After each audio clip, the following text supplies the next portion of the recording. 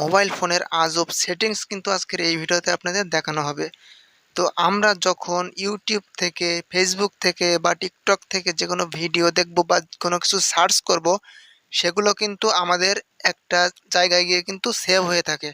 সবগুলোই কিন্তু সেভ হয়ে থাকে এবং Google Chrome ব্রাউজার থেকে আমরা কিন্তু বিভিন্ন ধরনের কিছু সার্চ করে থাকি বা পার্সোনাল কিছু কিন্তু অনেকেই সার্চ করে থাকে।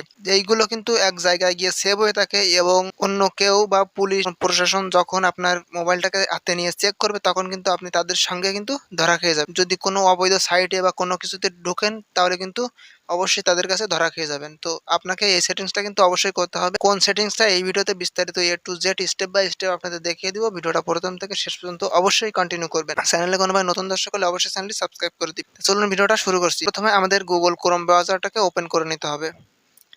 তো Google Chrome ব্রাউজার ওপেন করার পরে এখান থেকে আমাদের এই যে সার্চ বক্স রয়েছে, এই সার্চ বক্সে আমাদের এখানে সার্চ করে দিতে হবে মাই অ্যাক্টিভিটি। এই দেখেন মাই অ্যাক্টিভিটি লিখে সার্চ করে দিবেন। এই যে দেখেন চলে আসছে এখানে। তো এখানে সার্চ করে দেওয়ার পরে এখানে আমাদের প্রথমে যে ওয়েবসাইটটা চলে আসবে দেখেন, এই মাই অ্যাক্টিভিটি এই যে ওয়েবসাইটটা এইটা কিন্তু চলে আসছে।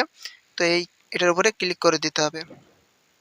তো ক্লিক করে দেওয়ার পরে এখান থেকে নিচে স্ক্রল করলে আমরা দেখতে পেয়ে যাব, এই যে দেখেন এখানে আমরা যে যেই ও সাইটের ভিতরে আমরা ওপেন করেছি বা আমাদের মোবাইল ফোনে যে নোটিফিকেশনও এসেছে সেটাও কিন্তু এখানে সেভ হয়ে রয়েছে। দেখেন এই যে নোটিফিকেশন আসছে সেটা কিন্তু সেভ হয়ে রয়েছে এবং এই যে ইউটিউবে আমরা গিয়ে এই যে ভিডিও দেখছি, ইউটিউবের হোম পেজে ঢুকেছি সেটাও কিন্তু এখানে দেখাচ্ছে।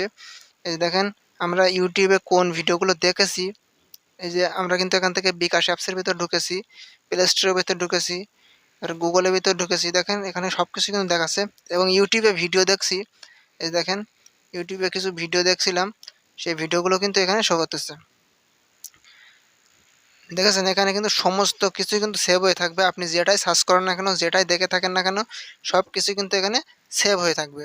তো এখান থেকে এটাকে ডিলিট করবেন কীভাবে? এখানে কিন্তু প্রচুর পরিমাণে আপনি আপনার ফোনটাকে চেক করে দেখেন, এখানে প্রচুর পরিমাণে কিন্তু সব কিছু কিন্তু এখানে সেভ হয়ে রয়েছে। তো এইগুলো কিন্তু ডিলিট করে দিতে হবে, না হলে আপনার মোবাইল ফোনটা হ্যাং করতে পারে, অথবা আপনি যখন প্রশাসনের হাতে আপনার মোবাইলটা যখন চলে যাবে তখন তারা যদি সার্চ করে পেয়ে যায়, আপনি কিন্তু মামলা খেয়ে যাবেন। তো এখান থেকে ডিলিট করবেন কীভাবে? তো তার জন্য এখান থেকে এই যে ডিলিট অপশন এইখানে কিন্তু আপনাদের ক্লিক করে দিতে হবে। তো তারপর এখান থেকে এই অ্যালাওয়েস এই অপশনটার মধ্যে ক্লিক করে দিবেন। ক্লিক করে দেওয়ার পরে এই যে দেখেন যে ব্রাউজার থেকে আপনারা দেখেছেন সমস্ত কিছু এখানে শো করতেছে, ঠিক আছে? তো তারপর এখান থেকে এই নিচে যে নেক্সট অপশন, এই নেক্সট অপশনে কিন্তু আপনাদের ক্লিক করে দিতে হবে। নেক্সট অপশনে ক্লিক করে দেওয়ার পরে এখান থেকে আবারও নিচে এই যে ডিলিট অপশন, এই ডিলিট অপশনের মধ্যে ক্লিক করে দিতে হবে। ক্লিক করে দেওয়ার পরে এখান থেকে যে গট ইট এই অপশনটার মধ্যে ক্লিক করে দিতে হবে। দিলেই কিন্তু আমাদের এখান থেকে দেখতে পেয়ে যাবেন সম্পূর্ণই সব কিছুই কিন্তু চলে গিয়েছে। এখন যদি আমাদের মোবাইল ফোনটা অন্য কারোর হাতে চলেও যায়, সেক্ষেত্রে কিন্তু আমাদের কিন্তু কোনো ঝামেলায় পড়তে হবে না।